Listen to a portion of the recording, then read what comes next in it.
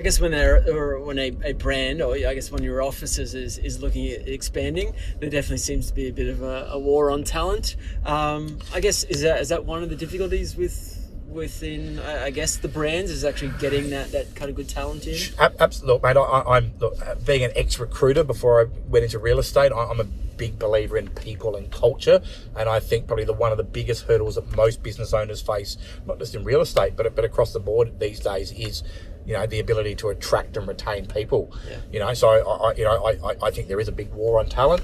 I think that retention is the new growth, and I think for every 20 30 people that I would speak to, recruitment and the ability to go out there and attract people, but not just attract them but retain them, would probably be the biggest hurdle that most people face in today's marketplace, certainly as a business owner anyway. How do you do that though? How do you attract them? How do you retain them? I guess a lot of it comes down to the brand and I guess the people behind the brand, but I don't know, what's your view? Look, good question. Look, mate, people join people, right? I'm a big believer that people join people.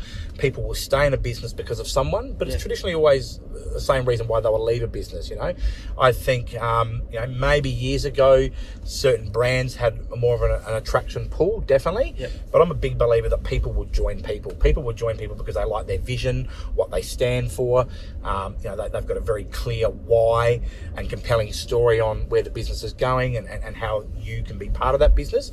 People are more attracted to that rather than just what the brand is above your door these days. Well, that's my opinion anyway. Yeah, gotcha. What are some of the better businesses doing to actually attract people to their business, especially in real estate? Yeah, sure. So look, I think these days, again, in real estate especially, where as real estate agents we want to be attraction agents, right? And we want to be attraction agents for the purpose of hopefully a mum and dad walking off the street and say, hey, I want to list a property with you and can you help us do that? But we also want to become attraction agents for the purpose of recruitment, okay? So if you are a business owner that wants to grow and you want people around you, you need to be very clear on, how you're going to do that. You need a compelling story. Simon Sinek puts it, what's your why?